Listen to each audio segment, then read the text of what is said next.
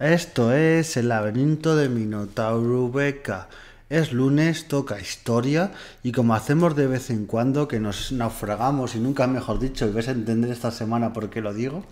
nos naufragamos en la arqueología, en la historia, en estos descubrimientos, que siempre hay descubrimientos en todas partes de España, sobre todo en lo que cuento, y esos arqueólogos que siempre se lo ocurran muchísimo y no son Indiana Jones, pero vamos, yo digo que Indiana Jones no está a la altura de esta gente porque está a la altura del zapato, porque hacen descubrimientos eso cada semana en sitios donde les cuesta mucho trabajar, las condiciones a veces no son las mejores y bueno, van sacando ahí su esfuerzo y trabajo. Y me voy a ir para empezar. Voy a empezar por el Cabildo de La Palma. Esta isla de La Palma, que en los últimos años ha sido famoso por el tema volcánico, el tema de los volcanes y todo lo que lleva arrastrando, pero para que sepáis que la Palma en sí tiene un patrimonio histórico y arqueológico que es muy rico. Yo, por ejemplo, que tengo allí familia por parte paterna en La Palma y he estado muchísimas veces, hay unos yacimientos, por ejemplo, por poner un ejemplo, la cueva de Belmaco, en la zona de Mazo, pues es una cueva con restos de la prehistoria y toda esa época, muy rico, que ves cómo hacían los propios hornos y esas zonas que tienen ahí muy bien conservadas. Y es que tienen unas zonas arqueológicas y es eso, que muchas veces cuando se habla de arqueología, la arqueología canaria, que ya he hablado aquí bastantes veces en especiales que he hecho, se deja de lado y pasa lo que conté en el podcast de ese yacimiento en Tenerife, que por no haberlo cuidado y no poner los medios necesarios, ese yacimiento que se descubrió en los 80 era de los yacimientos más ricos de todo Canarias. ¿Y qué pasó? Pues se dejó abandonado, vinieron a vandalizarlo y a destruirlo y luego nos llevamos las manos a la cabeza porque se ha destruido ese patrimonio. Pues las cosas hay que cuidarlas. Pues en este caso el Cabildo de La Palma, a través de la Consejería de Patrimonio Histórico, que a mí me parece muy importante tener una isla, esta Consejería de Patrimonio Histórico. Muchos ayuntamientos y muchas comunidades autónomas no tienen este organismo y es que a mí me parece esencial. Algo mucho nuestro es el patrimonio histórico que tenemos en este país y que hay que cuidarlo. Entonces, si no tenemos en los gobiernos, ya digo, de ayuntamientos o comunidades autónomas, estas consejerías de patrimonio histórico, pues mal vamos. Y han señalado que se ha impulsado estudios de esta consejería relacionado con los restos hallados en el barranco de Espigón, en el municipio de Punta Llana, y que a día de hoy continúan siendo los únicos restos humanos momificados cuya procedencia es conocida. Recordemos que en las Islas Canarias y en Tenerife y en La Palma hay una cantidad ingente de momias. Por ejemplo, si visitáis el Museo Arqueológico Nacional, hay una momia ahí que vale la pena visitarla. Y yo no he estado, pero sé que, por ejemplo, en el Museo Arqueológico de Tenerife hay una colección ahí de momias que vale muchísimo la pena ver. Por ejemplo, la momia del Museo Arqueológico Nacional, con esta polémica que hay ahora en los museos españoles de descolonizarlos, pues se la quieren llevar. Pero bueno, veremos qué pasa con todo ello. Pero es que hay más momias, hay más yacimientos arqueológicos y es eso, quieren hacer estudios para todos estos restos, rescatarlos, estudiarlos y todo ello. En Punta Llana, en este yacimiento, había más de 15 individuos a raíz de las pruebas localizadas y estos estudios realizados por el Museo Arqueológico de Benabrita. Siempre hay que poner en valor el trabajo de los arqueólogos, que son Emilio Vacas y Selene Rodríguez, y van a conocer en detalle qué ha pasado con este yacimiento, cómo se alimentaban, cómo era su civilización y a ver cómo eran estos guanches de esta zona de Punta Llana en La Palma, que es, yo que leo mucho sobre ello y estas civilizaciones. Yo, por ejemplo, leí un libro hace poco en la Biblioteca Nacional sobre este yacimiento y todas estas. Es que un yacimiento es vital porque con todo lo que descubrimos, cómo vivían, lo que comían, con quién se relacionaban, es que de un yacimiento se puede saber todo lo de una civilización, de una zona en concreto. Entonces, por eso es muy importante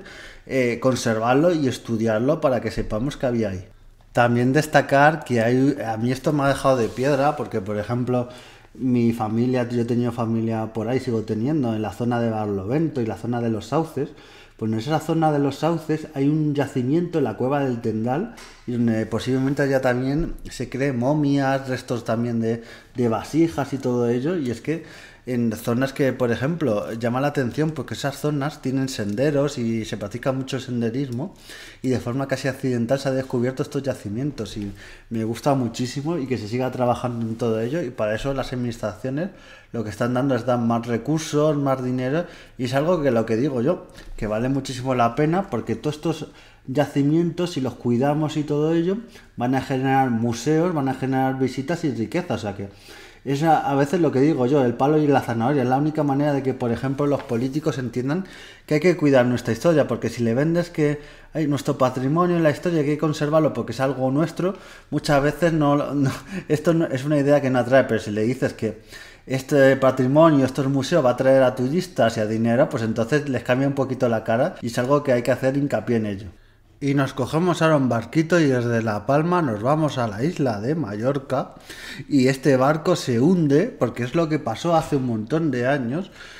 A veces hablamos de patrimonio, de arqueología y nos pensamos que solo los yacimientos están al ras de suelo, pero es que hay yacimientos y barcos hundidos en este caso. Por ejemplo, en la costa mediterránea hay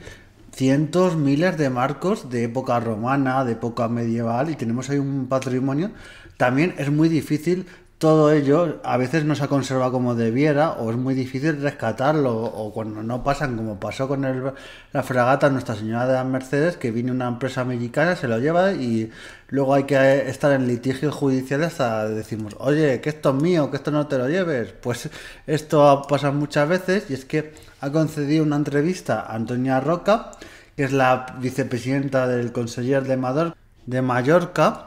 y que es muy importante que estas consejerías de patrimonio y conservar todo nuestro patrimonio, pues ha desvelado los detalles de que se va a extraer un barco romano hundido en la zona de Ses Fontalles y que está considerado como un hallazgo único. Este yacimiento se va a excavar la semana próxima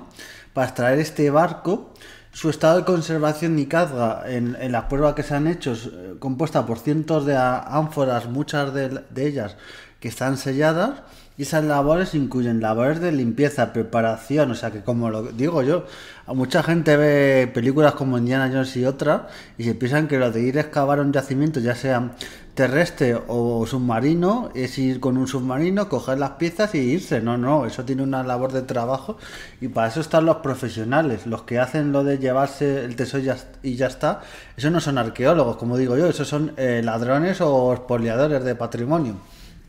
Y este barco que se hundió unos 1600 años, o sea que casi nada, casi en el final del Imperio Romano, sobre el 400 después de Cristo se hundió este barco, casi nada ahí, y se va a llevar a cabo justo este martes 2 de abril un estudio arqueológico para comprobar si se ha quedado alguna pieza en el barco que no fuera rescatado en las labores previas que se extrajeron ánforas. Muchas veces cuando se hace un estudio arqueológico se hace estudio de lo que hay y se hace contable y luego cuando ya se baja a ese propio barco en este caso se va extrayendo piezas, pero al ritmo que se va extrayendo para que no se dañe es un ritmo muy lento, muy paulatino, poco a poco para que no se dañe nada y es por eso que se hace en este caso varias prospecciones bajo el mar para que se vaya sacando en este caso ánforas, que es lo más delicado y lo que hay que tener más cuidado, para que veáis que es una operación conjunta en la que no solo van a estar profesionales como arqueólogos, historiadores, sino que también va a estar la Armada del Ejército, submarinistas de la Guardia Civil, académicos, técnicos, o sea, todo tipo de profesionales van a estar ahí y es algo muy importante y destacado y esto yo creo que, pero bueno, este país tenemos el nivel que tenemos, te debería abrir los telediarios de este descubrimiento, de lo que se va a sacar, pero bueno, como estamos más centrados en estas cosas, pues nos va la cosa como nos va. Luego desaparecen cosas de yacimientos o se destruye y no nos importa, así pasa lo que pasa en este país. Pero bueno, estas acciones que arrancará el proyecto de extracción que vendrá precedido por la construcción de una réplica, esto es muy importante, se va a extraer todo este contenido, pues en el propio museo que se va a crear se va a hacer una réplica de tamaño similar. A mí esto me parece muy importante. Por ejemplo, si alguno habéis estado por ejemplo, un saludo a ese Pascual, que sé que a veces nos escucha del podcast que os recomiendo Day to Day, pues él que vive en la zona de Alicante, hay un museo arqueológico que tiene réplicas de barcos de la Edad Antigua y de la Edad Media. Y a mí me parece muy importante esas réplicas. No siempre se puede sacar un barco entero de esa época. Entonces se hace réplica para que veamos cómo eran los barcos, cómo eran las ánforas. Y a mí que en este caso de Mallorca, porque no se puede extraer el barco entero, solo las piezas. Porque si sacamos el barco entero, no lo vamos a cargar, obviamente. Entonces, que se vaya a hacer una réplica en el museo para que la gente lo pueda ver, incluso tocar y todo ello, pues me parece fascinante. Y es la labor de la arqueología y del gobierno y las distintas instituciones, me parece muy buena idea. También en esta prospección que va a haber, van a estar muy atentos autoridades de Italia, de los museos romanos y de otros países como Grecia y tal, porque es que lo que digo es un barco que está prácticamente intacto, las ánforas que guarda y todo, y hacer como estos profesionales sacan estos ánforas y cómo hacen todo este trabajo va a ser un modelo a seguir, que aquí tenemos arqueólogos a nivel mundial que son una referencia y son grandes profesionales y por eso va a ser un foco mundial y por eso yo creo que va a ser muy imposible que yo creo que casi seguro lo veremos en los telediarios de Italia, de Francia y de otros países. Y aquí como mucho salen en telediarios locales de Mallorca, que es donde se va a hacer las prospecciones. Pero a nivel nacional, ya digo, cuando aquí hay un yacimiento arqueológico, un descubrimiento o algo histórico, es muy difícil que salga las noticias algo relacionado con el tema histórico. O cuando sale manipulando datos y cosas que no son. Así que es la pena de este país que no cuidamos nuestro patrimonio y los medios hacen lo que la gente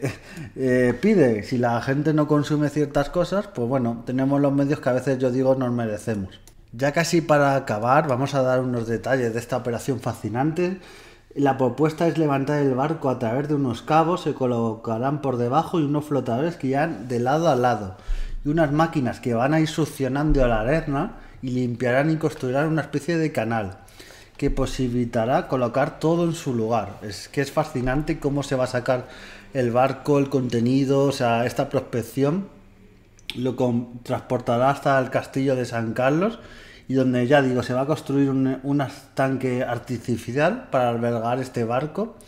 y va a ser fascinante ver este barco de la edad, bueno, iba a decir media, pero es casi entre la edad antigua y media, porque recordemos, año 400 se está acabando el Imperio Romano y empieza la Edad Media prácticamente, así que es un descubrimiento muy importante. Destacan también la responsabilidad y hacerlo todo con muchísimo cuidado, por eso va a haber tantos profesionales. Si por lo que sea, recordemos que esto se va a hacer en el mar Mediterráneo, si las condiciones de la mar no acompañan, lo van a retrasar para más adelante. Cuando se pueda, quieren que haya los menos riesgos posibles para que todo este contenido, tanto el barco como las ánforas, se traslade al museo para su investigación, su estudio y luego para su exposición. Así que a mí me parece fascinante la historia de este descubrimiento, de lo que se va a sacar y todos los responsables que están metidos en ello. Así que cuando se saque finalmente el barco y se haga los estudios procedentes, pues hablaremos de aquí en el podcast. Así que, bueno, por esta semana eso, nos hemos inundado de historia, nunca mejor dicho. Nos vemos en siguientes podcasts y adiós.